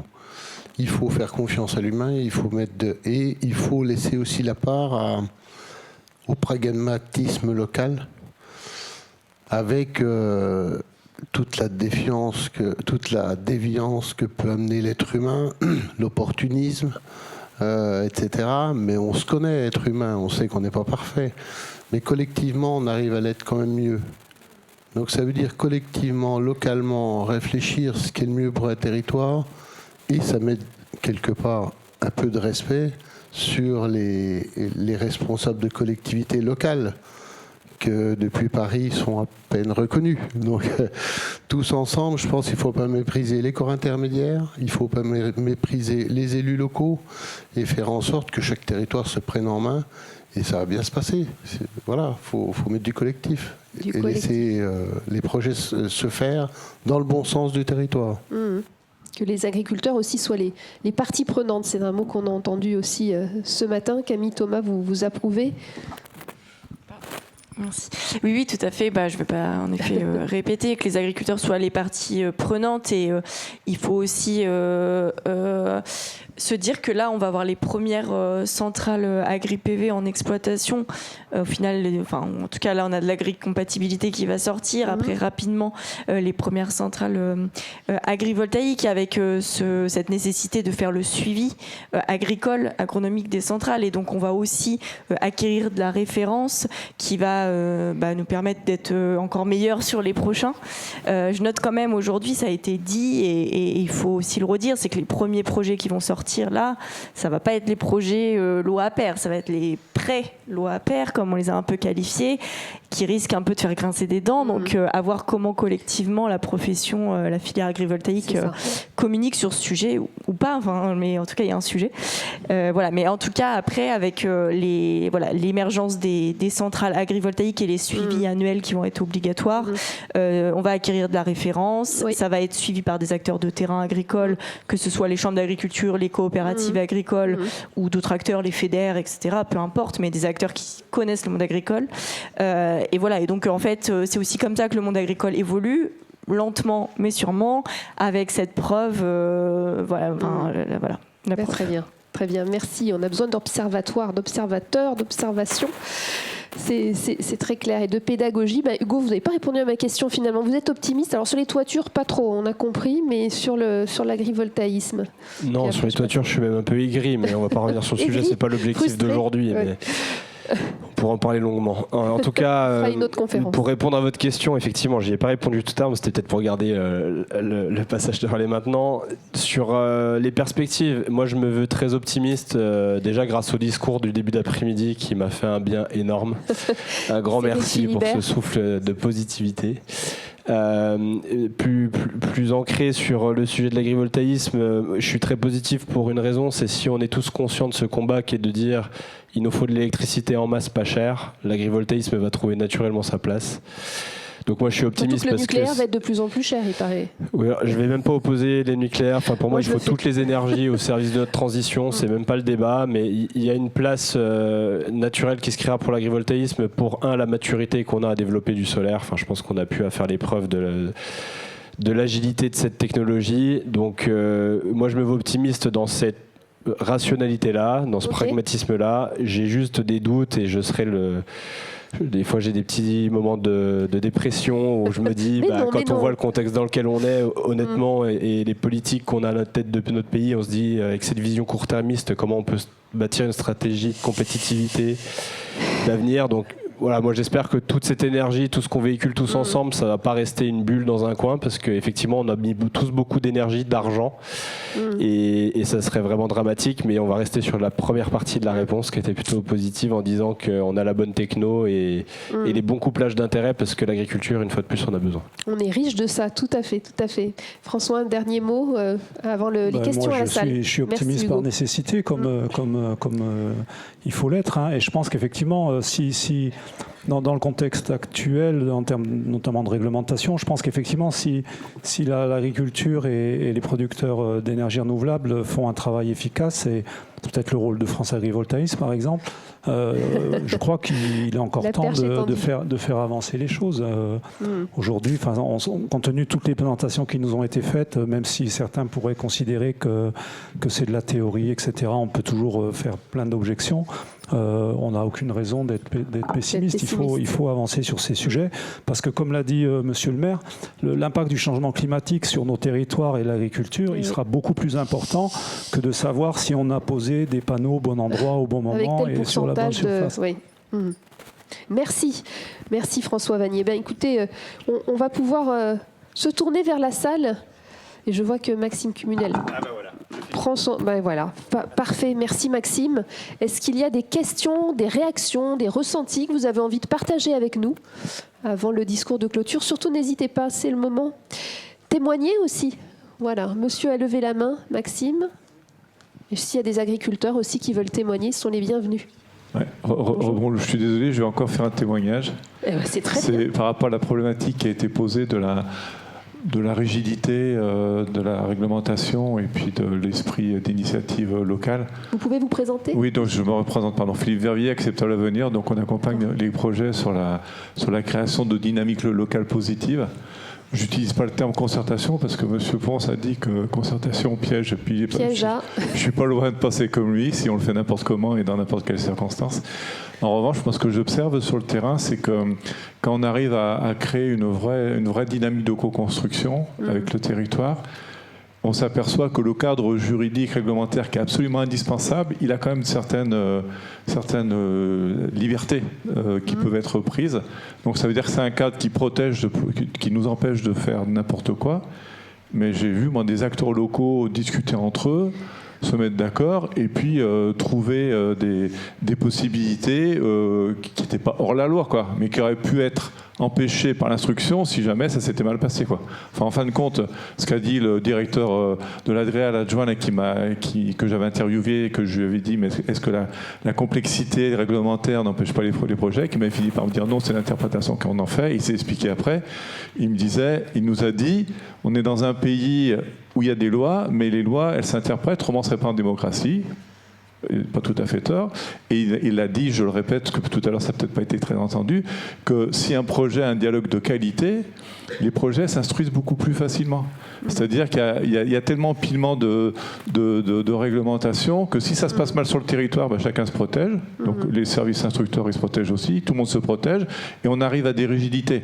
Alors je ne dis pas qu'il faut faire n'importe quoi, je dis surtout pas ça, la loi elle est pour ça, mais dans ce cadre qui nous est donné, et il est salutaire, ce cadre, parce qu'il apporte de la confiance aussi au territoire, parce qu'il y a plein de gens qui ne sont pas dans le cercle initié de c'est quoi un projet d'énergie, c'est quoi l'agriculture, et qui ont peur, des peurs légitimes qu'il faut rassurer, mais par le dialogue et la co-construction, on va parler de concertation, on arrive vraiment à construire quelque chose qui peut éviter de tomber un peu dans cette peur de dire on est contraint, parce que sur d'autres énergies renouvelables, je fais un peu de bibliographie internationale, les autres pays ils ont les mêmes problèmes que nous. Il ne faut pas croire qu'ailleurs l'herbe est plus verte.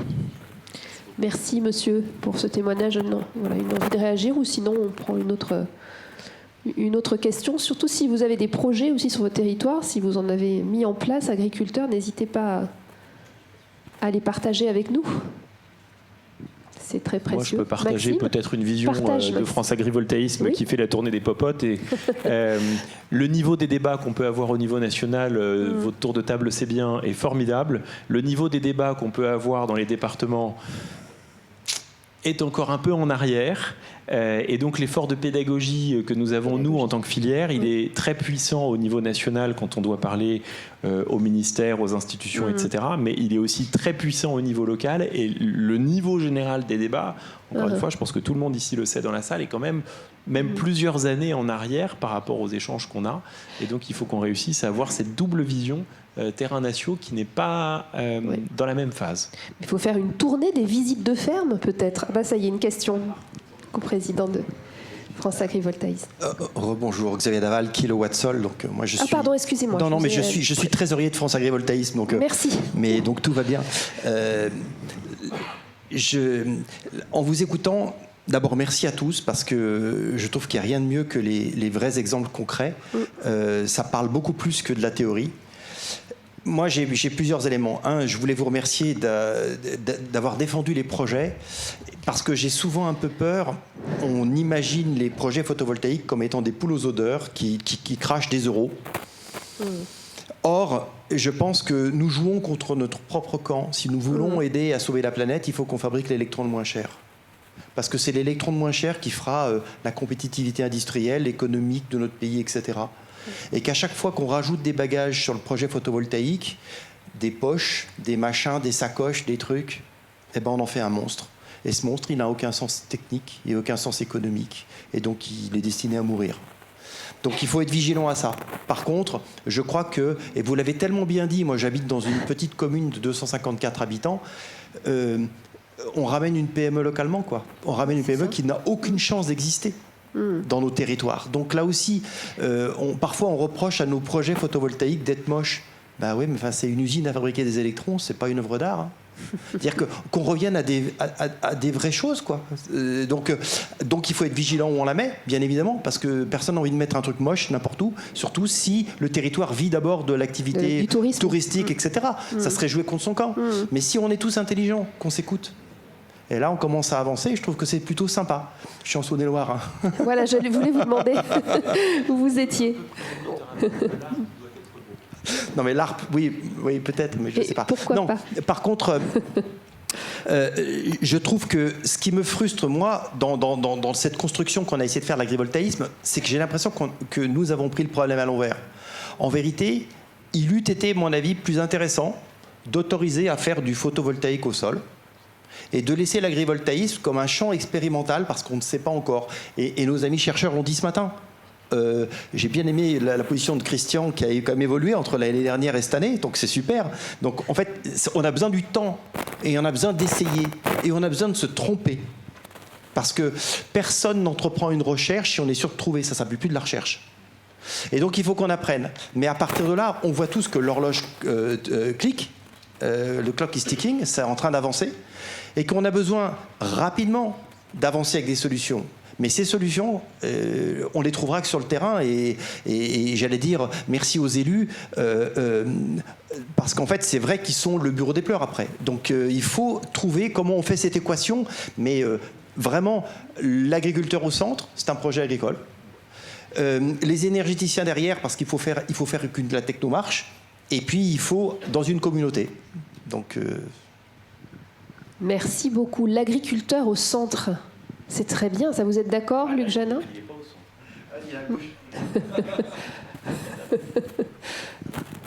Juste une petite réaction. J'ai lu avant de venir assez attentivement la revue de presse que vous avez mis en avant. Même en Saône-et-Loire, on commence d'avoir des associations contre.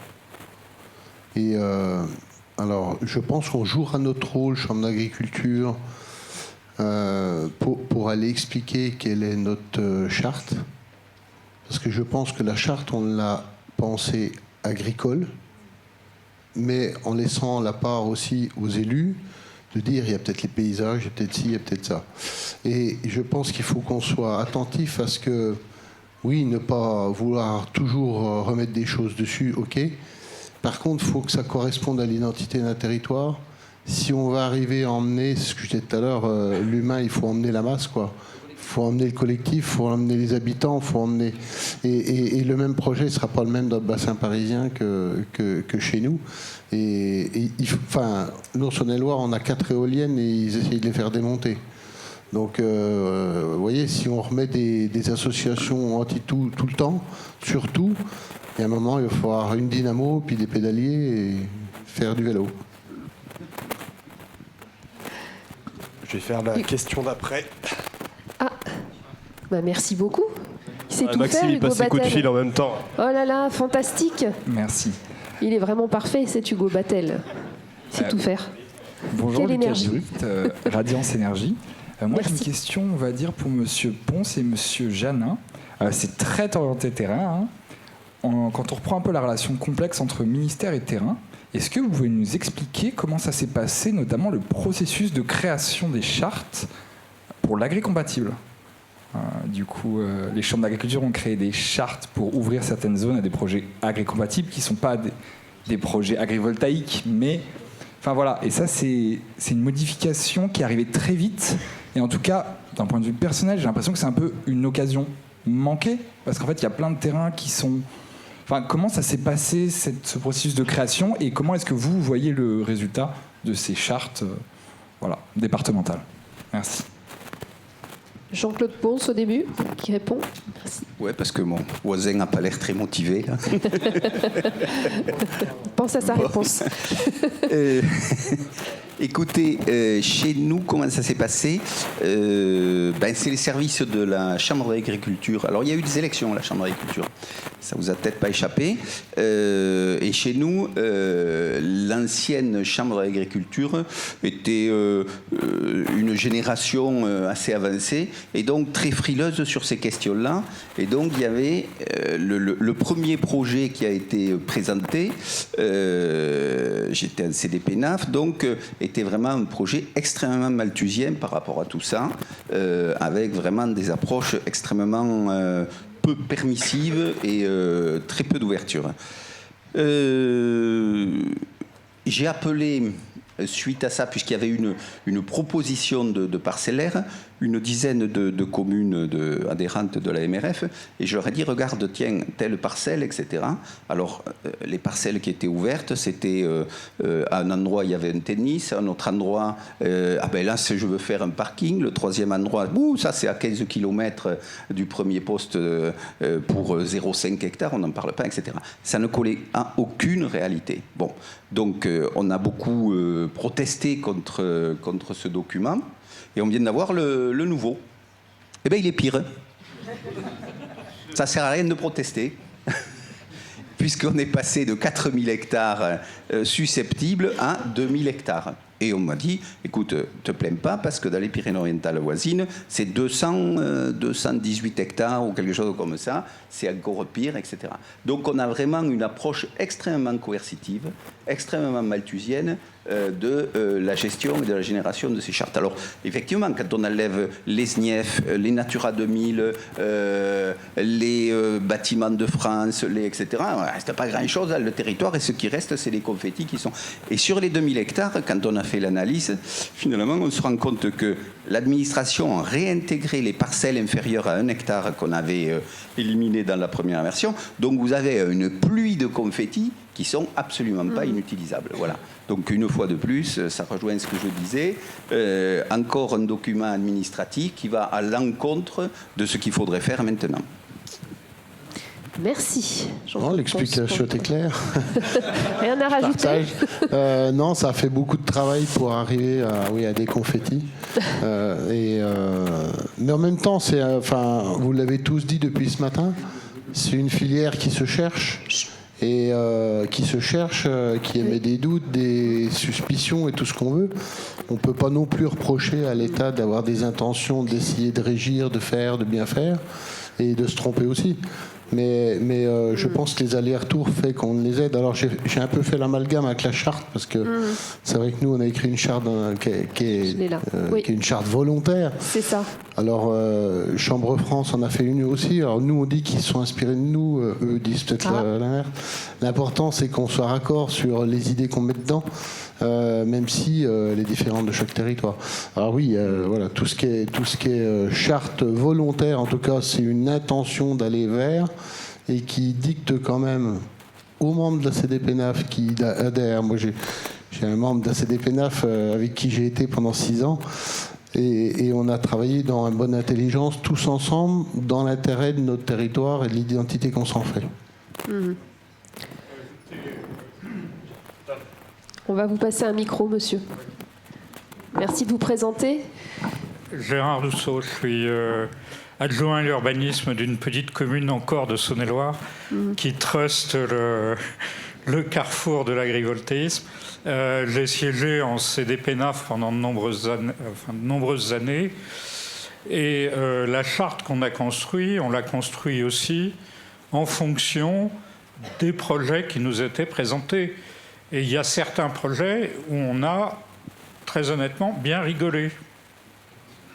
Parce que c'était des projets qui n'avaient rien à voir avec de l'agrivoltaïsme.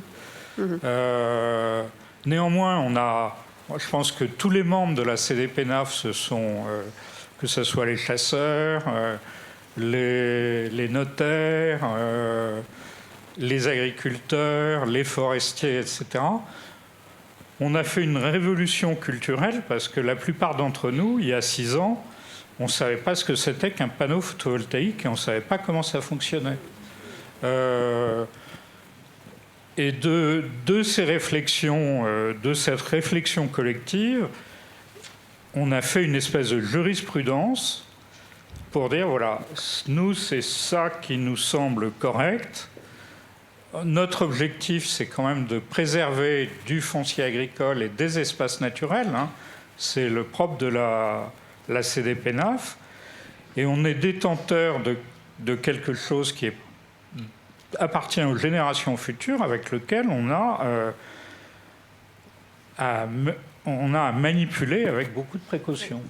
Et on a fait une charte qui, à mon avis, est quand même assez ouverte. Et maintenant, on voit des projets là sur ma commune. Il y a un projet qui est un vrai projet d'agrivoltaïsme.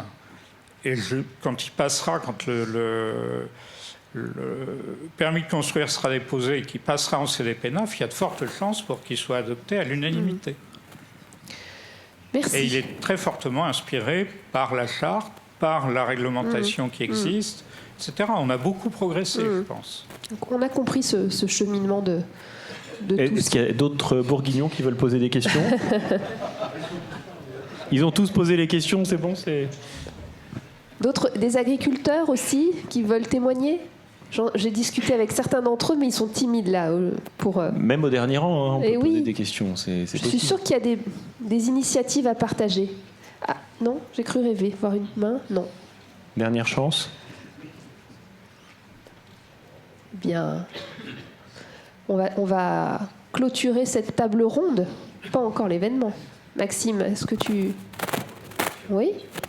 Bon, on a été tous très, très complets. Un grand merci à vous 5. On peut vous applaudir très fort. Merci beaucoup.